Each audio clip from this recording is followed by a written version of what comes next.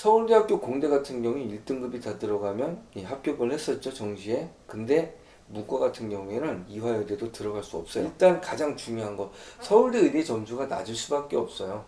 왜 낮을 수밖에 없느냐면,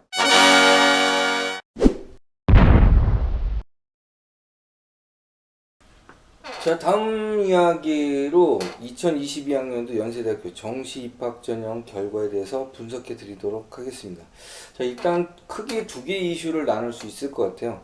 첫 번째는 바뀐 수능 체제가 어떤 영향을 주었느냐. 이게 일단 뭐 이과의 침공이라는 이야기로 대변할 수 있겠죠.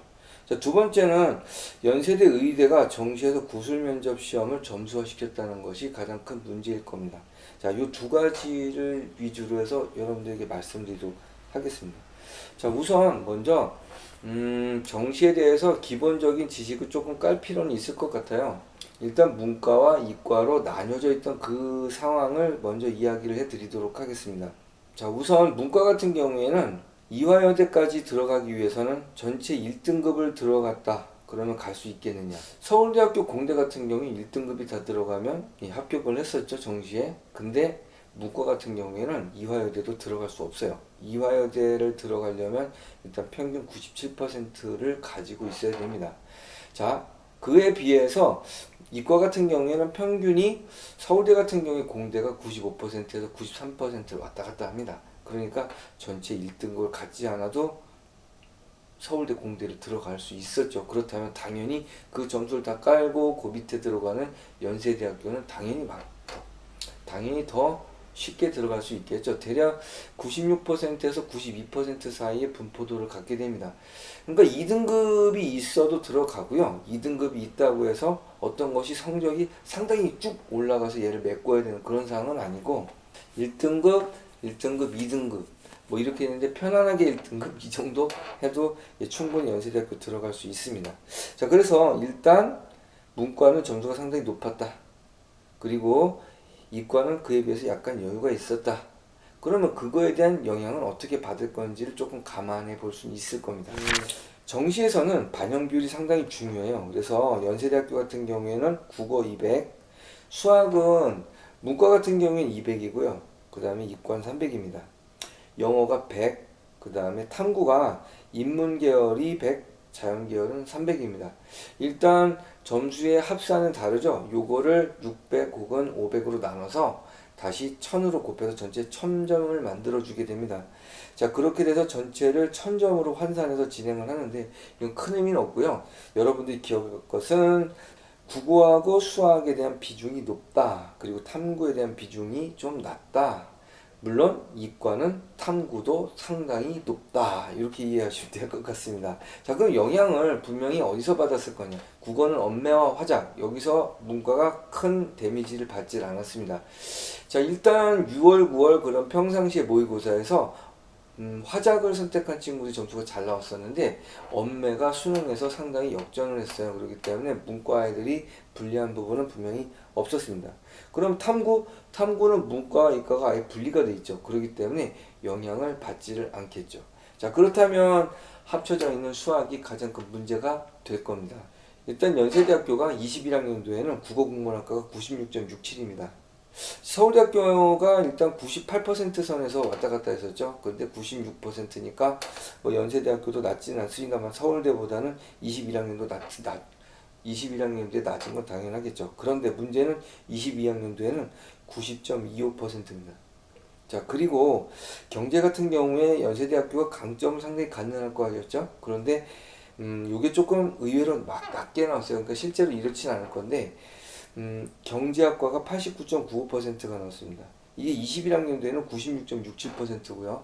서울대 같은 경우에는 98.33%였죠. 그러니까 상당히 높은 학과입니다.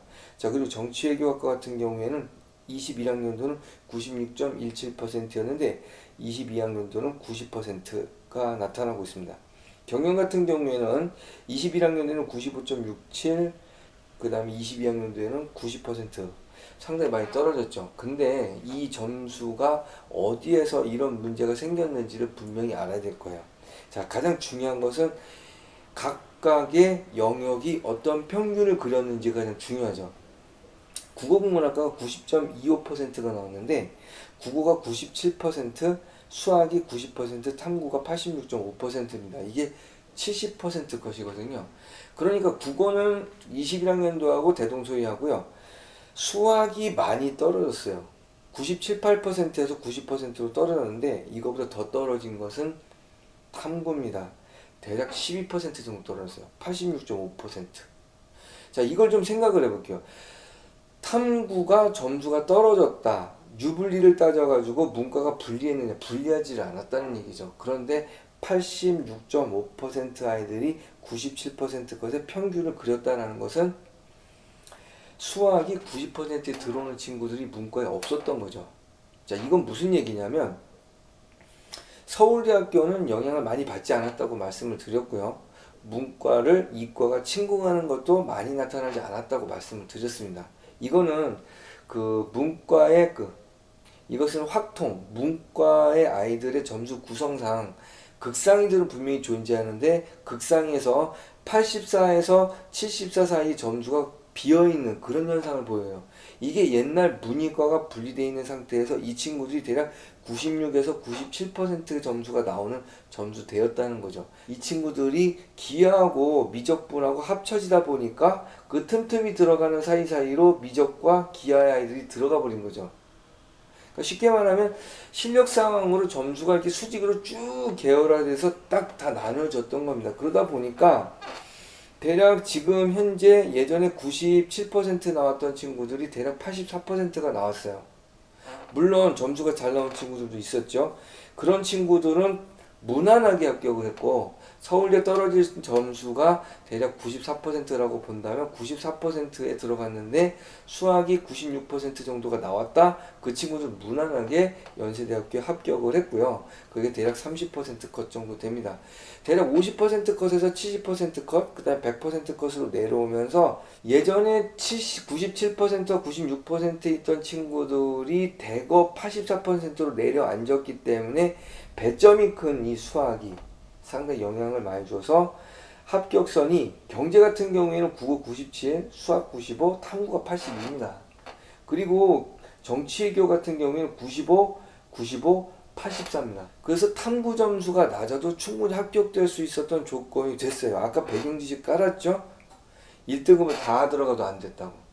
96% 이상을 갖는 거 97% 이상을 가져야 이화여대를 붙을 수 있었다. 근데 많은 영향을 받은 겁니다. 그렇죠?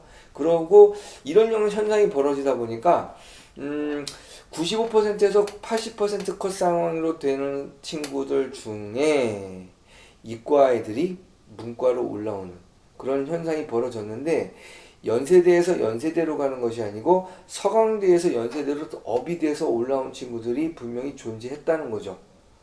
자, 이거는 이제 이과에서 문과로 당연히 나는 학교가 괜찮으면 그쪽으로 업을 할 거라고 생각을 하는 친구들이 가능하다면 충분히 업되는 상황이 되었던 겁니다. 자, 이거에 비해서 이과를 한번 볼게요. 수학은 22학년도에서는 93.5%, 21학년도는 94.67%입니다. 화생분 같은 경우에는 22학년도에는 94.75, 21학년도에 95.17. 전기전자 같은 경우에는 22학년도 95%, 21학년도 95.67%. 기계공학과 같은 경우는 94.25%, 21학년도 94%. 거의 비슷하죠. 점수대에 크게 변화가 없었던 겁니다. 그러니까 밑에서 위로 업 되는 상황은 있을 수 있는 상황이 아니었기 때문에 점수 변화가 큰 차이가 없었던 거로 보입니다. 자, 그렇다면은 올해 합격선은 어떤 식으로 나타날지 좀 예측을 해보게 되면 이과 같은 경우에는 크게 변화가 없을 거로 보여요. 95%에서 94%가 가장 많이 붙는 군이라서 아마도 95%, 94% 정도가 된다고 그러면 거의 합격이 된다고 보시면 될 것 같고 93%에서 92%가 됐다면 연대보다는 고대를 쓰는 것이 좀 맞다라고 봅니다. 자, 그 정도가 더 밑으로 내려간다면 이제 서강대, 그 다음에 성균관대, 한양대 이렇게 쓰는 게 맞겠죠. 자, 그런데 이제 문과예요. 문과. 자, 일단 문과가 점수대가 상당히 낮게 나왔기 때문에 자, 이거에 대한 보완책이 올해도 없거든요. 그렇다면은 올해도 마찬가지로 수학과 국어가 1등급으로 들어갈 수 있다면 탐구가 3등급에서 4등급, 5등급까지도 충분히 커버가 가능하다라고 말씀을 드릴 수 있을 것 같아요. 전체 퍼센트가 대략 90.25%입니다. 그러니까 가장 중요한 거, 확통 같은 경우에는 일단 96%에서 95%가 나올 수 있도록 만들어야 돼요. 그러니까 공통 과목과 전체 따져가지고 하나 내지 두 개 정도 틀리는 정도, 이 정도 들어가지 않는다면은 95%가 나올 가능성이 좀 없습니다. 그러니까 하나 내지 두 개 정도 여유를 가지고 들어가야 되기 때문에 상당히 박한 정도라고 보시면 될 것 같아요. 자, 그렇다면 여기에서 이런 작전을 세워야 되느냐라는 건데, 탐구로 과탐을 선택하는 게 맞느냐고 일단 얘기를 한다면 아니에요. 그건 분명히 아니에요. 왜 아니냐면 탐구는 일단 무진과가 분리가 돼 있어요. 그러니까 탐구는 굳이 과탐을 선택할 필요가 있느냐, 없어요. 그러니까 그건 안 된다. 굳이 그럴 필요는 없다라고 보고 있습니다. 그렇다면 수학에 대한 부분이 문제가 되는데 수학으로 미적분을 선택을 해야 됩니까? 라고 본다면 실제로 미적분은 점수를 맞기가 상당히 어렵습니다. 그리고 시간에 대한 투자가 상당히 많이 돼야 돼요. 그리고 시간을 투자를 한다고 해서 점수가 올라갈 수 있냐고 말을 한다면 그건 상당히 확률 싸움이 될 수밖에 없다. 그렇다면 방법은 그냥 확통을 선택을 하되 일단 다 맞을 수 있을 정도의 준비를 하는 것이 옳다. 가능하겠느냐? 예, 제 생각에는 가능하다고 봅니다. 일단 공통 과목 상에서 하나 정도 틀릴 가능성이 높고요. 확통에서 하나 틀리는 거 가능하기 때문에 두 개 틀리는 거 정도만 들어온다면 사실 연세대학교, 서울대학교 들어가는데 큰 무리는 없을 거로 봅니다. 자, 다시 한번. 자, 그렇다면 두 번째 테마였죠. 서울대 의대와 연대 의대예요. 일단 가장 중요한 거, 서울대 의대 점수가 낮을 수밖에 없어요. 왜 낮을 수밖에 없느냐면 일단 선택 과목에 대한 제약이 있기 때문에 조합이 적어요. 자, 그런데 올해는 조건제시문을 바탕으로 하는 면접을 제시를 했고 그것이 점수화됐기 때문에 분명히 영향이 있을 거라고 말씀을 드렸습니다. 자, 그래서 일단 21학년도 연대 의대 합격은 99.15%입니다. 자, 그렇다면 서울대학교가 22학년도에서는 99.17%의 합격선이 나왔었죠. 자, 그런데 연세대학교가 22학년도에는 어땠을까? 99.25%가 나왔습니다. 자, 99.25%가 나왔다는 것은 일단 21학년도에서 99.15%가 나왔어요. 상당히 극상이죠. 그쵸? 자, 그런데 여기서 중요한 점은 99.25%가 나왔다는 건데 이거는 상당히 역전이 많이 발생했다고 볼 수밖에 없습니다. 그러니까 조건제시문을 바탕으로 하는 면접을 시행을 하면서 아이들이 점수가 99.25%로 떨어져 버린 거죠. 그렇다고 아이들의 실력이 떨어졌느냐? 그렇지 않아요. 실질적인 실력이 좋은 친구들이 합격된 상황이 많다는 겁니다. 예전 같은 경우에는 뭐 운이 좋아서 찍어서 이런 식으로 맞아서 점수가 99.15% 안으로 들어간 친구도 분명히 있었는데 이 친구들이 다 걸러진 거예요.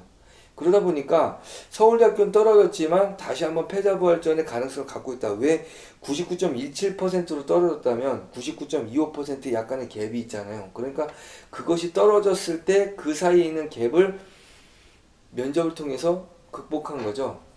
자, 그러니까 올해 같은 경우에도 분명히 서울대학교에서 떨어진 친구들이 연세대학교 의대에 성적이 좋다면 다시 한번 패자부활전이 가능합니다. 그러니까 기회는 더 확실해졌다고 생각을 합니다. 자, 이렇게 해서 연세대학교 22학년도 정시 입학 전형 분석을 해드렸습니다. 자, 그리고 다음번 분석은 고려대학교 입학 전형을 분석해 드릴 생각입니다. 자, 지금까지 피스톤 수학학원 홍성민 선생님이었습니다.